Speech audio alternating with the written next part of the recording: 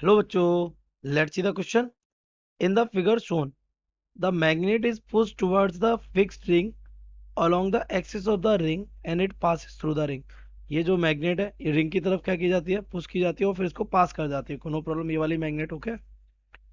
Option A, when magnet goes towards the ring the face B becomes south pole and the face A becomes north pole.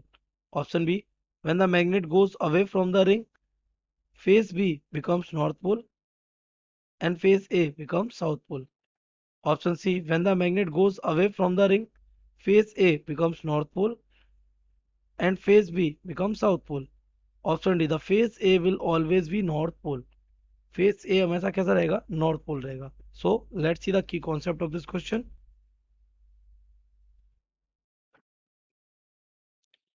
The key concept of this question is truly Lenz law. कौन सा बेटा? Lenz law. Lenz law कहता क्या है? The direction of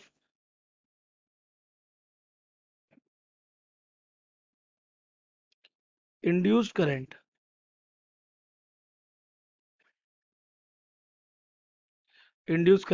oblique induced EMF oblique flux, कुछ भी है ना, इनकी डायरेक्शन ऐसी होती है such that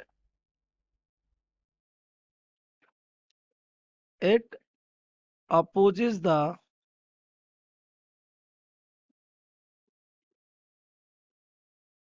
cause which produces it.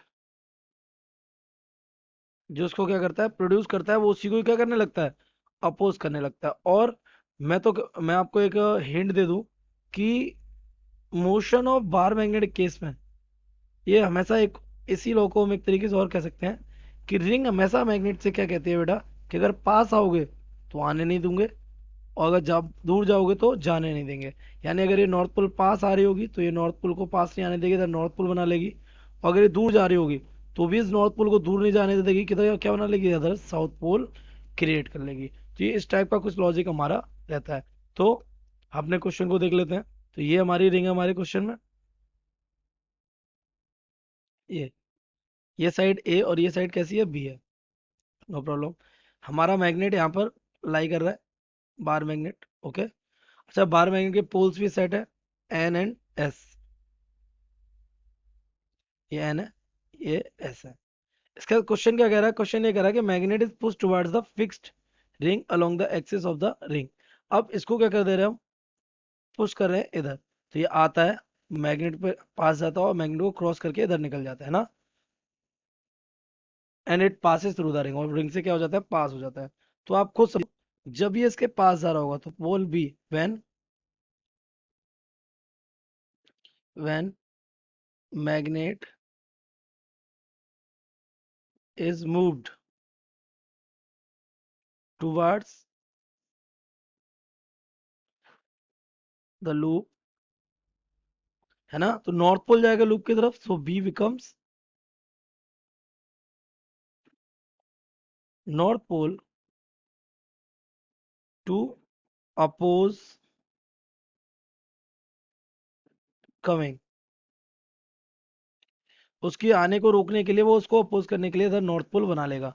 तो ए ऑटोमेटिकली क्या हो जाएगा, A will be the south pole. बन ही जाएगा, नो प्रॉब्लम. नाउ जब ये इसको पास कर जाएगा ना, तो after passing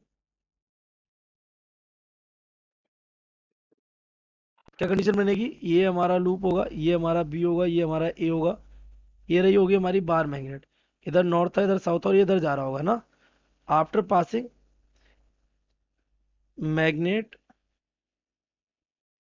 is going away from the loop.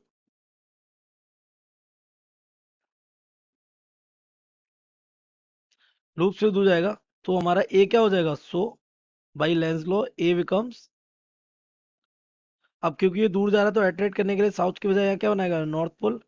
A becomes north pole to attract it.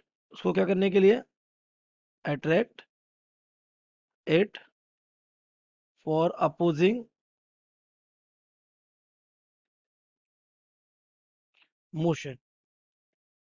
Okay, तो ये हमारा बनेगा आपका कनेक्शन पूरा। तो अगर अपने ऑप्शन को मैच करें तो क्या करा, when magnet goes towards the ring B become south pole. तो जब ये रिंग पास जा रही थी तो बी क्या बन रहा था हमारा, बी बन रहा था नॉर्थ पोल। तो ये ऑप्शन हमारा हो जाएगा गलत। When magnet goes away from the ring B becomes north pole. तो जब अवे जा रहा है बेटा, देखो अवे जा रहा है तो बी क्या बन रहा है हमारा, बी बन रहा है हमारा साउथ पोल से। तो ए नॉर्थ हो गया, ए हमारा क्या हो गया, नॉर्थ हो गया, तो बी ऑटोमेटिकली क्या हो जाएगा, साउथ। ये हो गया नॉर्थ, इसमें ये हो गया क्या था, नॉर्थ, ये हमारा क्या हो गया था, साउथ। तो हमारा ये सेकंड वाला ऑप्शन भी क्या हो जाएगा, incorrect. Now see, when magnet goes away from the ring the face A becomes north pole and face B becomes south pole. Yes, face A north pole है और ये साउथ पोल है, तो हमारा ऑप्शन सी क्या हो गया, option C is correct. और डी में क्या कह रहा था, face A will always north pole, नहीं, पास आते टाइम अलग है और दूर जाते टाइम अलग है, तो it is wrong. So the correct option is, correct option is C. So I hope you have understood it well. Best of luck.